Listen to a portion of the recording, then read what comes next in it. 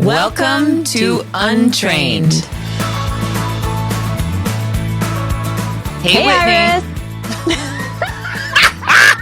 Can we just keep that? It's the solar flares. We can't get our together, people. But we God, will we get have it together. We will get it together because we have a great guest. Amanda is an actor, writer, and acting teacher, and it informs all that she does, from facing stage fright, creating scripts, working on camera, to getting ready to fully engage with the audience. She's coached a wide variety of individuals who are making waves in their industries: scientists, entrepreneurs, executives, activists, doctors, chiefs, chefs, lawyers, artists, a top dog trainer. I got to talk about that. Also a mountaineer who completed the Explorers Grand Slam, Everest, the poles, and more. That's insane. A number of clients have appeared on the Today Show, Dr. Oz, and a few can be seen regularly on Cook's Country, America's Test Kitchen, which I love. That's amazing. She's also the author of, and here, Whitney, is your cue to bring up her book, Your Guide to Public Speaking, Build Your Confidence, Find Your Voice, Inspire Your Audience. So she's sharing all that she knows as a coach and a performer. You can grab a copy at Amazon or Barnes & Nobles, and she's with us today. Hi, Amanda. Hi, thanks for having me. Amanda and I go back like 15 years. Wow. So this is like a moment, because I remember when you first started your acting studio and you first started this journey. And I've been lucky enough to have like a front row seat and like a behind the curtains view. And I can the things I admire most about you is that your work is so full of joy. You take hard topics and you try and make them as joyful and comprehensive as possible. Because I think that makes, I know when working with you, it took the fear out of it. It took the shame, the inherent vulnerability, shame, and embarrassment out of public speaking that I was struggling with, and brought a lot of joy and creativity to it. So I love that. And you're the real deal. You also look at things deeply, look at yourself deeply. And I think that brings so much light and depth to your work. So I'm thrilled to have you today. And I think I'll just take this snippet of what you've just said and play it over to myself every day. It'll be my morning mindset mantra with Whitney. That was really lovely, friend. So there are so many places we could start. I've been looking forward to this. There's many topics we could cover, but we want to start with the basics. People come to you because they need to present. They need to present well or with executive presence. We'll talk about that in a moment.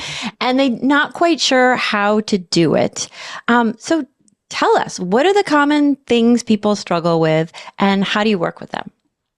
Sure. And to just even zoom out more, what is very unhelpful in our world is that this is not a mandatory training area.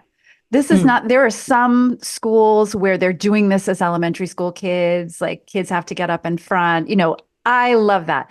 There's some high schools where it's probably an elective. And who's going to elect that? The kids who are more naturally inclined to do that. In some colleges, there might be an elective course. Not necessarily in all grad programs. However, once you get in the world, you are expected to know how to do this thing which is going to help you get promoted, help you be in leadership, help you feel good giving a toast at your daughter's wedding, all those things, or your best friend's wedding, and so I feel for people when they're upset with themselves, they're really frustrated with themselves. Like, I should just know how to do this, because there's this assumption out there. Easy for me to say, there's this assumption out there that they should just know how to do it. And I usually use this example. If you said to me, Amanda, we expect that you know how to ride a horse. We're going to put you on this horse with no saddle. And just so you know, your entire career is dependent upon how this goes. Like, of course, I'm not going to sleep at night. I'm going to want to drink at work. What a nightmare, right? So this is, a lot of people are coming to me, all that to say, with a lot of fear, and they're also really frustrated with themselves because, like, this should be easy. I should know how to do this. I know my stuff. Why is this so hard? I love that you're naming this. Yeah. And often it's because you don't know what you're doing. And I don't say that with any judgment. It's just like logical. Like I have no business getting on a horse. None. I would die. Okay. It wouldn't be pretty at all. I'd be terrified. I would dread. I would have sleepless nights. And now like my boss is going to be watching, or like the new client, like what a nightmare. Right. So people come to me, and I love even sharing some of that with them to give them some relief right away. Like there's nothing wrong with you. You simply you have an educational gap. Let's jump in there and do this. Oh, let's just, if you're listening and this makes sense, this resonates, you have an educational gap. There is nothing wrong with you. We want to untrain this idea that we're all supposed to be expert public speakers and retrain the idea that we have a skill gap, an education gap. Thank you. That's all it is. But so we want to step away from that self-judgment. So we're going to let that go. And then, so I think I'm a relationship counselor in a lot of ways. I'm helping people have a better relationship with those two words, like public speaking. I was reading some statistics out there where it's, 75% of people fear this. And I think only like a really small percentage of that leftover 25% actually enjoy it. So for some people, it's tolerable. So you can really differentiate yourself if you decide to commit to working on this in your life. And so when people come to me and they have all of these nerves, which they're ashamed about and mad about, that's the first place we start often, if that's their biggest issue. And that's with a mantra of like, it's okay to be nervous. Accepting how you feel is better than fighting how you feel. Like, what if we just make that completely okay, that your body's having a reaction and it doesn't mean there's anything wrong with you? Because I could notice my hands are shaking and I've decided nerves are bad. Nerves are bad. So if I start to see that my body is, this is bad. This is really, really bad. Oh my God. Like, how am I supposed to focus or think or serve my audience when I'm in this loop? I'm in this rabbit hole. Like, this is bad. I'm already screwing this up. So if instead we just allow whatever's happening in our bodies to happen and just, we don't go to see Beyonce because we're like, I really hope she's going to be very calm when she's performing. Or Taylor Swift, we're like, she better not sweat. Her face better never turn red. It's like, no, we want people who are like alive, excited, passionate. And so allowing those sensations to happen. Yes, Whitney, I see a question. I have a question. This is probably my deepest question. I 100% repeat that because I've learned it from you and talked to people about that. But there's one tricky area where I think I don't know how to coach people. And it happens to me too, when your mind goes blank, right? Because it's one thing if your hands are shaking. It's one thing if your face is red. But when your mind goes blank, that's a tough one to be with. So how do you coach people around that phenomenon? Of course, to zoom out a little bit from that, when we can get our priorities really straight on what this experience is ideally about, that's going to become a lot less likely to happen. And I think if this has happened to us before and we just never want it to happen again, I think even if we have one index card with us that is going to ground us with like, these are just the 3 points I want to make. If I do nothing else, I'll be happy. We can't have an index card. Write something on your hand. Just give yourself, or maybe it's like, all right, I'm just going to know that when I look at that clock, that's going to remind me I'm here to talk about plants. We want to like somehow set the room up so there's perhaps clues around us that are going to remind us of where to go. That can be something, I think, getting back into our bodies, really feeling our feet on the floor, taking in the audience, giving ourselves that chance to pause and breathe for a moment. I think those are all things that can help us to slow down, because then we get panicked about being panicked about being blank, and it traps us. Well, I was going to say two things. One, you said serve our audience, and I think that's resonating with me because when we're in fear, we're often thinking more about myself, how am I feeling, how are my hands feeling, am I delivering this, etc. And it's interesting because now you're trying to put the focus on you're in service of the audience. It's about us and we as a group. So I'll save the second one, but I just think it's interesting because in general, in performance, when we feel fear and we're feeling performance anxiety, we're very focused on ourselves. When you can stay grounded, you can get more focused on the audience and serving them. So can you talk a little bit more maybe about that orientation and how you do that? Because you're an actor in your background. Can you also tell us a little bit about that? Sure. So all of this is interconnected. So great way of putting those questions together, Iris. Thank you. I do like to think about public speaking in this way. It's not about you. It really is not. Somebody decided this could not be an email. They wanted a human to be in front or to be on the other side of a podcast or a radio program, whatever it is, to share this message to help the audience. When we can get it off of us and really making it about what's at stake for the audience, as opposed to what's personally at stake for us, it becomes a lot easier. I find I've always been a teacher. That's something that I was just born with it. And I found, so I want to circle back a little bit to your question about acting. So with acting, I loved the art form, and that was a lot more about me. And that became very, very stressful. I was also an acting professor and teacher and coach at the same time. Way easier for me. No stress about that at all. And so I was like, what is happening here? Because the acting, I wanted to be excellent, which is great. Be excellent. I wanted, and it's a rough career. It's very complicated, as I think everybody knows. And there's a tremendous amount I learned from it. There's a tremendous amount of joy I took from it. But oh my God, the stress. I had stage fright, and I really was like, what's happening? I used to love this. It brought me so much joy. It was such a great way to use my instrument, the whole emotional life I had, my creativity, my love for humor and drama, all of it. I love entertainment. But those nerves were starting to be a bit debilitating. I had horrible stomach aches and all of this. But I'd be in teacher mode, no problem. I was completely focused on helping my audience. It was not about me at all. And I started to see the difference.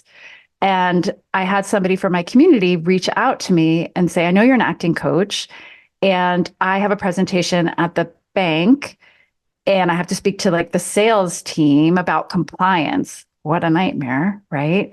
Can you help me? And I'm somebody very much into improv, yes, and I'd love to. Yeah, sure, I'll try that. Thought it might be boring. It was really interesting. And what I started to see is everything I knew as an actor and everything I knew as a teacher could combine and really help people get out of their own way in that field. So I started seeing, again, I could bring all those performance elements, and I was learning how to manage my own nerves and seeing that it was so much about making the whole experience about me. That's what was getting in my way. And that, wanting that approval, wanting praise, wanting all of that. I didn't really need that as a teacher so much. It was more the joy of helping people understand things in a fun, interesting way. And so all of that came together in realizing that, yeah, if I'm up in front and I have to teach people something, but if I'm oh, my promotion is resting on this experience, it's such a nightmare. It's so stressful. I've put so much weight in my back, where if I really am thinking, oh my gosh, if these people don't get this training, they're not going to sleep. They're not going to sleep well at night. They're going to be so stressed. They're not going to know how to do this. How can I help them understand this idea? How can I help them? Oh, this could be fun. Let me try this. Then my creativity kicks in, and then when I see them thinking, I'm probably not going to take it as personal, because I'm not thinking, oh, they just hate my shoes. I'm thinking more, I've got them thinking, oh, they're wondering if they believe me or not. It's more into service in teacher mode. And I think that's a much more beautiful, generous place to be. And it feels so much better. Something I ask people is, when I go to a workshop, who here likes being the center of attention? And I might as well ask, who here likes being the center of tension? And so usually there's like one person who raises their hand and everyone's like, oh, sure, Kim. Yeah. And then there's somebody who's like kind of sometimes, and then everyone else is like, don't look at me. Don't.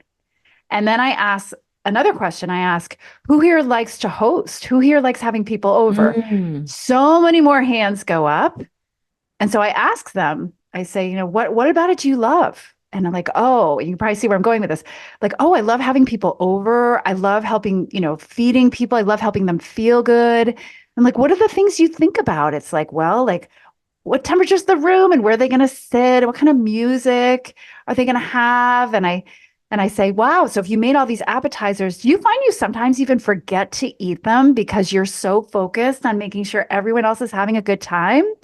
And they say, yes. And I said, okay, let's make public speaking like that. We are creating a great experience for other people, excuse me, and it's not about us. And when you think about being a host, I think people start to, I'm like, what does it feel like in your heart? What does it feel like in your body? It's like, oh, come into my world. I want to tell you what it's like in here, which is pretty much when we're being asked to speak, or even at an interview, we're bringing people into our world. Now, I go to corporations, nonprofits, and I'll go into conference rooms I've never been in before. But once I'm in there, I'm like, come into my world. It's like now my space, because I'm bringing you in to see how I see the world, how I think about things. I'm inviting you into my world. Just as a follow-up question too, one more sort of emotion-based question is, I could see someone say, but why me? Right? There's tons of people out there that can talk about this subject that probably do it better. Why me? So this imposter syndrome piece of it too. It takes a lot of confidence to say, I'm going to host and bring people in. So how do you help someone when they're saying that? And I have physicians who are doing the research that no one else is doing. And they're still like, but why me? Right? So they still have that emotional reaction to public speaking or presenting. There's a few different ways I go into that. And one of them is to simply say that exact same word back to them, those words back to them, but with a different tone. And really ask, like, why you? Tell me why. Why? Because often it starts to go like, well, I am the only one in my field doing this. Well, I'm coming at it from a slightly different angle. Okay. I've been studying this for 17 years because I have my PhD. Okay. All right. So asking the question with a different tone can be helpful. And I believe so much in the mindset piece. And what another mindset I love is my unique perspective can bring insight. My unique perspective can make a difference. Different things like this. There's ways to, and also actually to back up from there is sometimes that why me can be a little way to get us off the hook of like, I don't really want to speak. Like, so finding out like, is it that's just a nice way to avoid, which I would get. I totally understand avoiding something that's going to feel terrible. Of course you want to avoid it. That makes complete sense if you don't know what you're doing. But so I would say really, asking ourselves in a kind way, like, why am I the perfect person to do this at this time? And also knowing that even if other people speak on similar topics, for example, there are other public speaking coaches out there. Thank God. Thank God, because like this is a huge problem. It's an international problem that is keeping people from their dream job, from their dream career, from like speaking up for themselves, from sharing their ideas. They're good. Let there be a lot, but some people are going to resonate with me. Some people are going to resonate with them. So even if we're like, other people are doing this, is it still a really important message to get out there? Great. Let's all say it, right? So I hope that answers your question. I wanted to hear, I love all these perspectives and mindset, and I play with mindset all the time in my coaching. But before we got on live, we were talking about executive presence and all the weight of that word. And I was wondering if you could unpack it a little bit and talk about how you see executive presence and how you work with your clients around it. I want to start first by asking what words come to your minds when you think of that term. Let's just see, let's see together, what we think it is. Vague. It's vague. It's a very patriarchal word, right? Because executive presence is determined by the dominant group. And oftentimes it's men who are in higher level positions and they value certain things, which is she's got to not have an intonation that goes up. She has to show up in this certain way. She has to speak in a certain way. And if it doesn't come out the way I think it should come out, then she doesn't have presence. So a lot of times I double check with my client, who's actually telling you need executive presence and what do they actually mean by that? Are you staying silent during every meeting? Are you maybe not asking enough questions? So it often prompts for me when someone says that to me and says, I want to work on my executive presence, it prompts a slew of questions. And a lot of times, and mine's anecdotal, is a woman with a very male-dominated group around her that often asks her to be more executively present. So I have a lot of negative feelings about executive presence. Well, I've done a workshop around this through Chief because they have they designed a workshop around executive presence, and I think some of the biggest takeaways are it's unique to different cultures. And we need to be curious about what it means relative to different cultures versus this sort of blanket description that you could plop into different places. But I think the word, as I'm listening to you talk, Iris, perfection comes to mind. Yeah. That sounds really fun. Yeah. Totally. I totally really want to I want to cultivate that. That sounds awesome. Yeah, no, so thanks. Many good feelings. Yeah, so many good feelings. Samesies.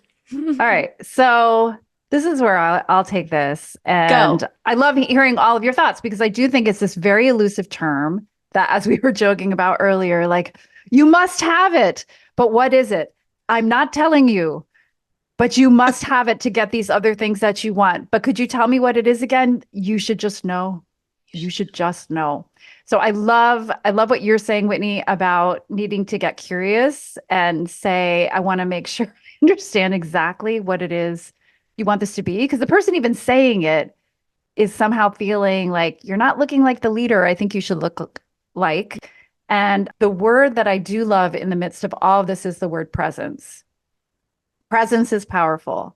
And so when somebody can stand in the front of the room and you feel their presence and they can pause without worrying about it, they can stand there and look at everybody and really be present, for me, that is a powerful presence. So that's what I'm always going for. Presenting is the art of continually being present.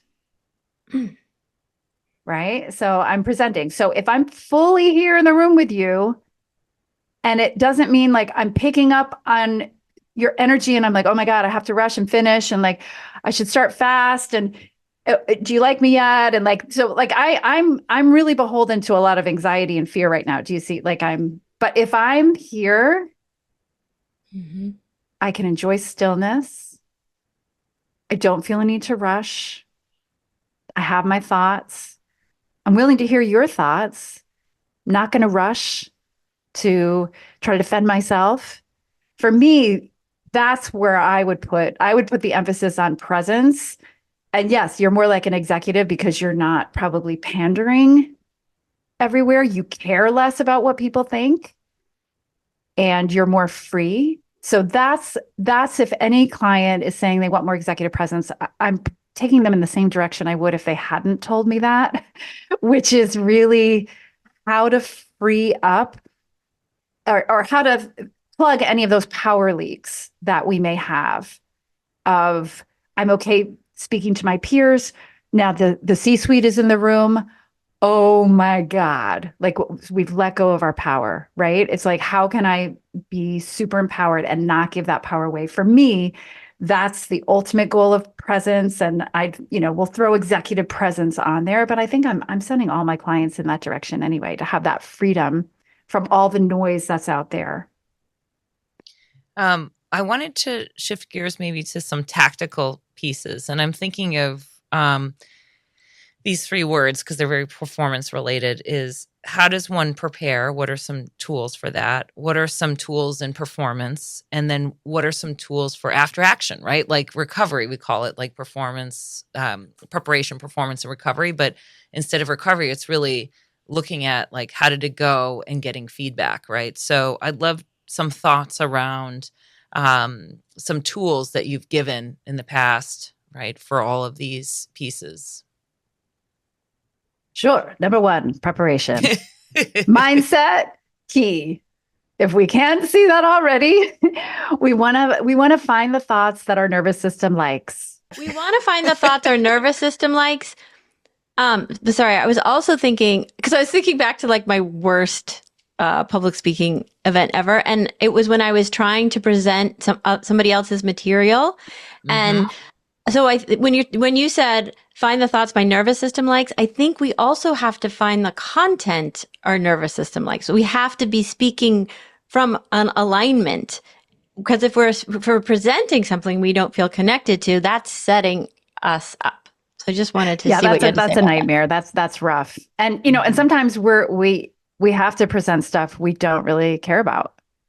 But we gotta, and I'll say on that, figure out why it matters.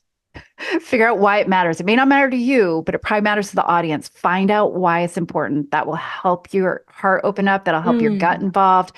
Like, why does this matter?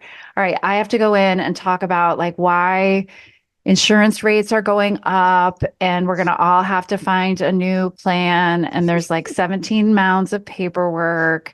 So like, right? Like, oh my God, does this matter? It deeply matters that you have insurance that works for your family. You do not want a lot of excitement in the emergency room when you realize you don't have the insurance you really needed. So if we go deep to what, like, wow, people really need to know that this deadline is coming. Wow, they really need to know I'll support them through finding that question. Then it goes from being like, I have to give them boring rules to like, why does it matter? So that would be something. I agree. Yes. So finding out like, so if we go back to mindset with the preparation, for me, that's so much. Or are we making it really about helping our audience? Figuring out who is our audience? I could talk about that for a long time, but in a nutshell, like, who are they? Why are they there? Do they want to be there? Do they not want to be there? Where's their current knowledge? We want to like find out, who are we helping? And that can give us creative ideas on how we're going to convey our information. Falling in love with our topic and why it matters as much as we possibly can is going to help us organize our thoughts. Because I really see our job being like, I want to move my audience from point A to point, we'll say Z. And I take all these little steps to get them there. These could be mental steps, emotional steps, spiritual steps, depending on my topic. I want to help move the needle, keeping in mind that people in the audience are going to be in different places. Some of them are already at point M, but I want to bring the people at point A with me on a journey and get them not just intellectually, I want to get them emotionally. So really coming back to think about what I want that journey to look like before I start throwing slides together. I think about in terms of memorizing, if you have a 3-minute pitch to win $10,000. Yeah, memorize that. You only have 3 minutes. Work on that, own it, make it real. You're doing a 45-minute talk. Please don't memorize it. Oh my God. Get super familiar with what you're saying, but you don't have to suddenly become a trained actress or actor memorizing the whole thing. And I would say when you are creating slides, already know your narrative. Sometimes creating slides can help us figure out our narrative. I know when I'm working on my website, actually doing the graphics helps me get my head together. but know that slides are actually not for you. They are for your audience. And we can love them. We can be like, I'll just put it all up on the slides and then I'll read it to them like a terrible bedtime story. With slides, we want to go moment to moment. Like we're bringing them up the steps. We're seeing a different view with each step. We want to be at the top, have that momentum at the end, the call of action. So that's really what we want it to feel like. And the slides, can we use more images? Can there be an analogy no one has thought of? Today, I was playing with an analogy of like when your mindset around public speaking is not great, it's like stepping on Legos. Like, ow, that feels terrible. Ow. Like we get viscerally what that feels like. I don't know if it's quite right, but I'm playing with it. I want to do something with the Lego thing. So those are some of my thoughts about slides. So in terms of the greater whole of preparing, understanding your through line, understanding the story you're telling, the step-by-step you're getting them through, having slides that help tell that story, and practice it out loud. Please, for the love of God, practice it out loud. Sitting there, doing it in your head, not the same thing. Really knowing your transitions between slides, between topics, so helpful. And in terms of getting feedback as you're rehearsing, that can be very helpful with safe people and with specific questions. Where if you bring somebody you trust in the room while you're rehearsing and say, hey, could you tell me if this story makes sense? Could you tell me, like, when I'm into the 4th, 5th, and 6th slide, is that overwhelming to see? Ask really specific questions. Hey, could you watch? Am I saying a lot? Or is there something weird I'm doing with my hands? Like, give people, I'm used to giving feedback because I've taught actors forever. I've been a coach for a long time. So observing and knowing how to give feedback is something I do. Most people, that's not what they practice doing. And so really tell them specific questions to help for them to watch for it so they can give you something concrete. And so that was the prep part. The next question was it the execution, the like doing it part? Yeah, the performative part of it. Great. So it's not going to feel like the rehearsal. It'll be totally different. Yay.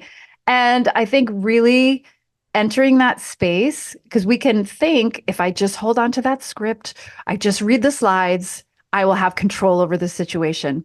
You don't have control over the situation. Like, let's just like let go of that right now. There may be a fire alarm. You may spill water all over your desk. Coming in with an attitude of, oh, good. Like, no matter what's happening. Oh, good. Great. We want to keep our mind solid.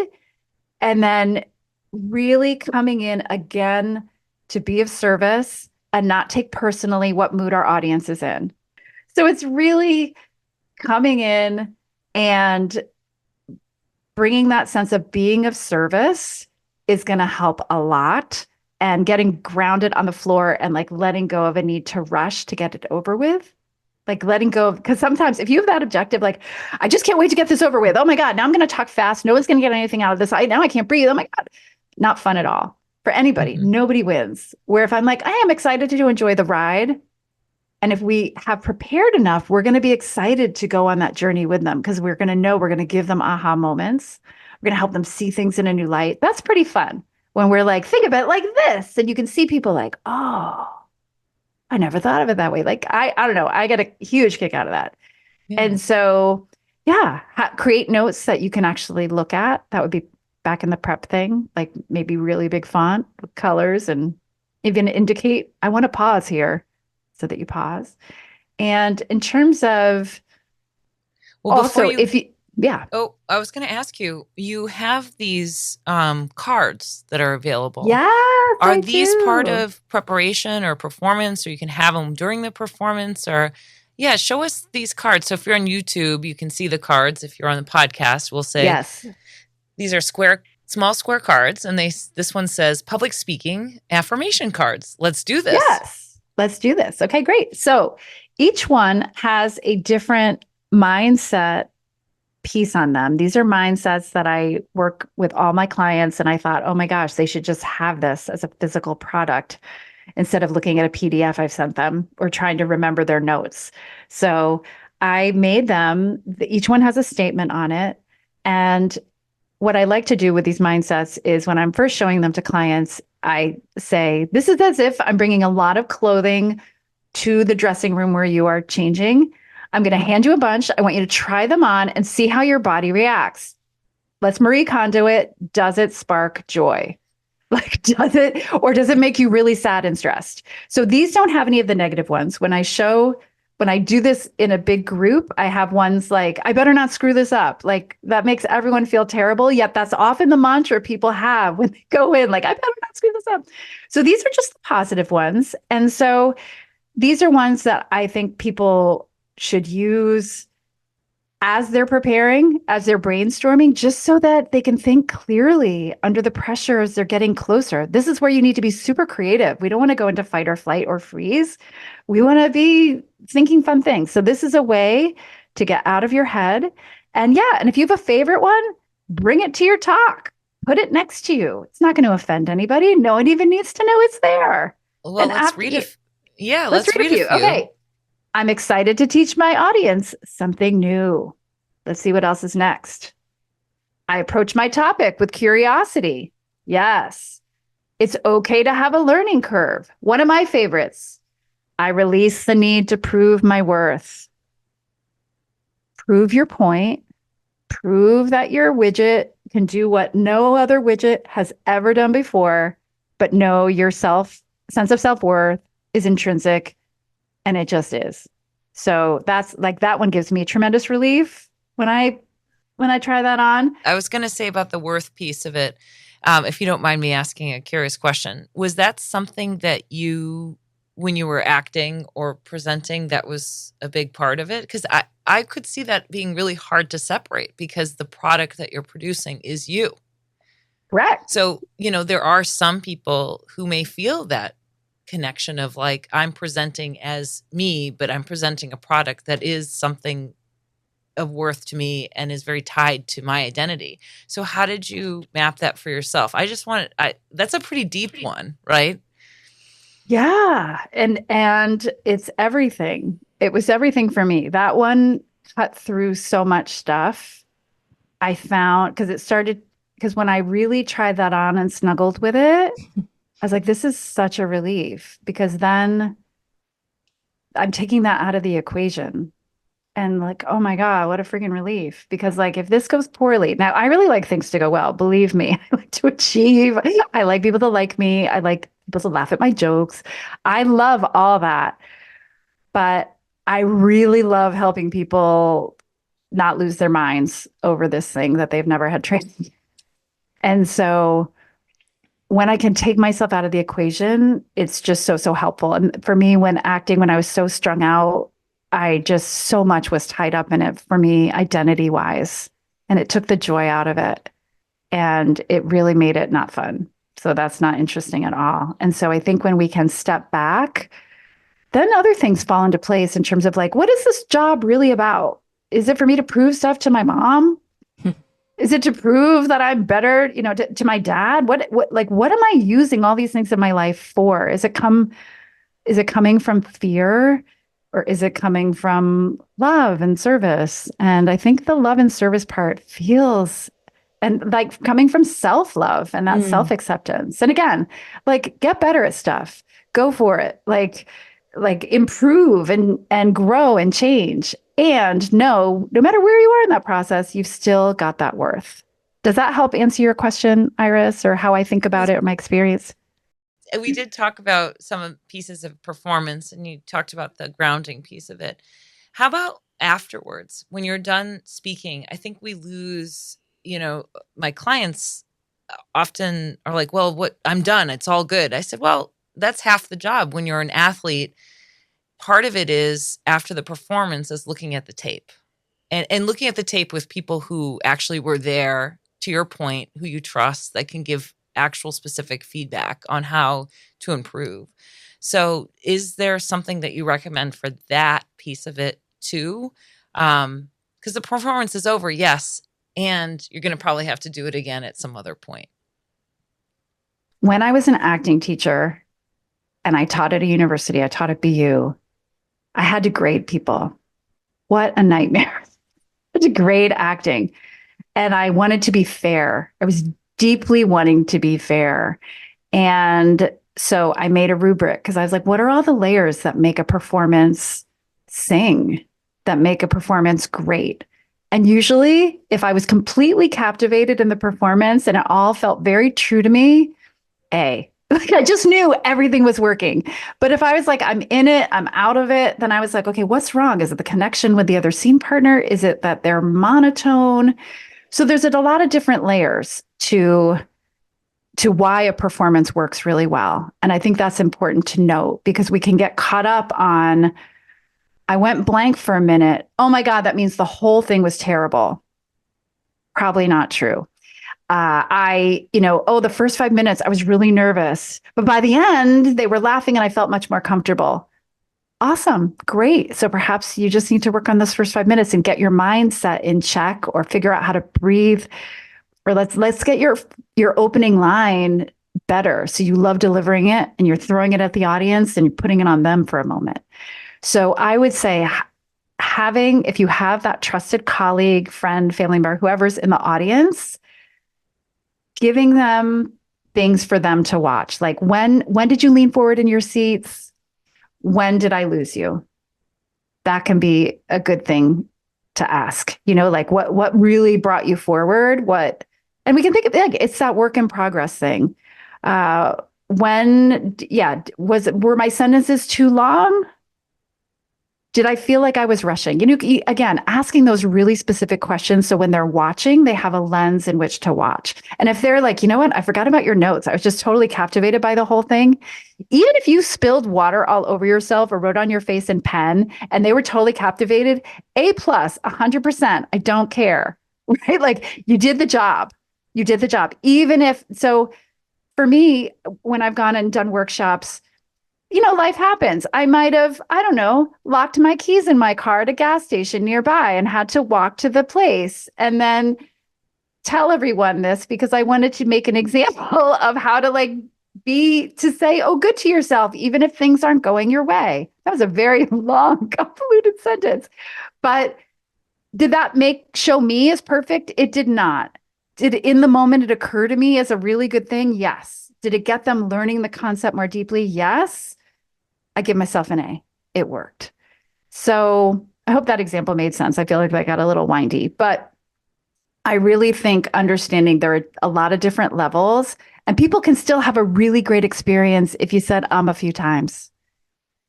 Even if your hand got a little awkward, did they get what you wanted them to get?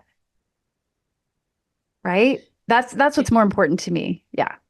Yeah. And it sounds like you also connected back to the beginning where we talked about having maybe a 3x5 card where you have these 3 things that you want the audience to take away, or maybe you can connect that feedback or your own evaluation of this talk with that as well. I would say too, deciding if we make some goals for ourselves, like I'm excited in this to really try to pause a little more. That's one of my goals. My goal is to do those 3 things.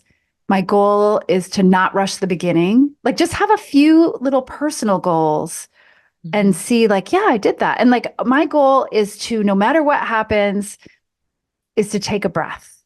I want this to feel different, not just based on the praise I get or don't get, but I want so those are little goals we can set up. Well, I've been musing on your Lego metaphor.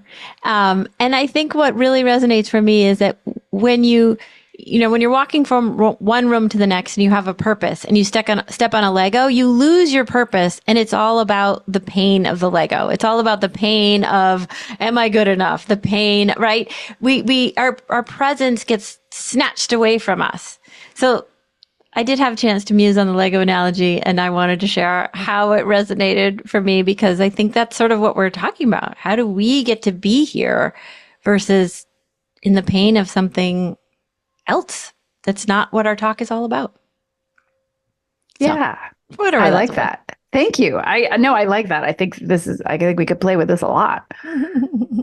So we've At the end of the podcast, we usually summarize, like, what is something you're taking away from today? No. Before we get to that, Amanda, how do we get more of you? This is beautiful. It's resonating. I want to share it with my clients. How do we share more of you with the world?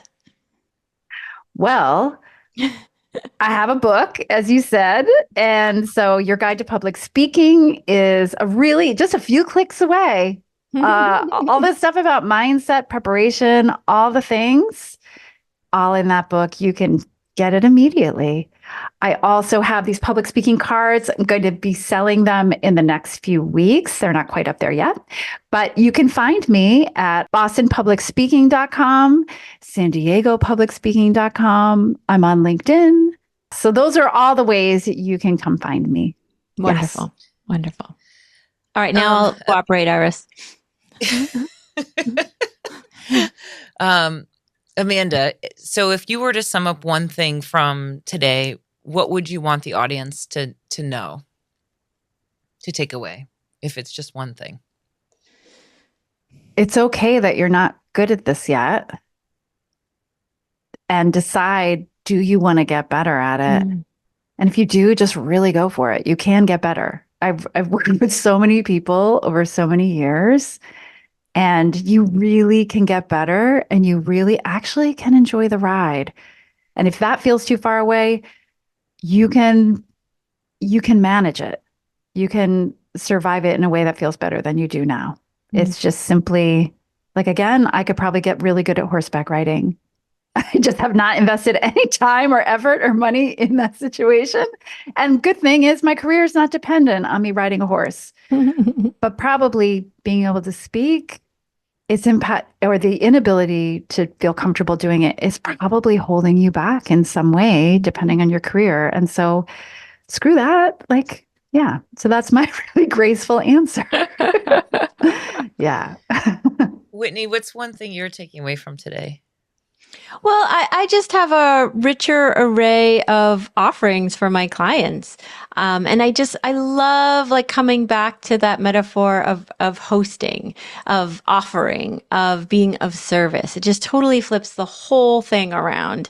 And I'm just going to be sitting with that myself and talking about it more with my clients. For me, it's presenting is continually being present. So I think that's really important too, because it's just it's not like you're one and done. You have to, while you're having that conversation with the audience, it's an effort to do it. So at the end of every podcast, we ask that if you like what you hear, that you click and subscribe to our YouTube channel, or you subscribe to anywhere you get your podcasts. And what do we say at the end of every podcast, Whitney? Keep untraining. Keep untraining.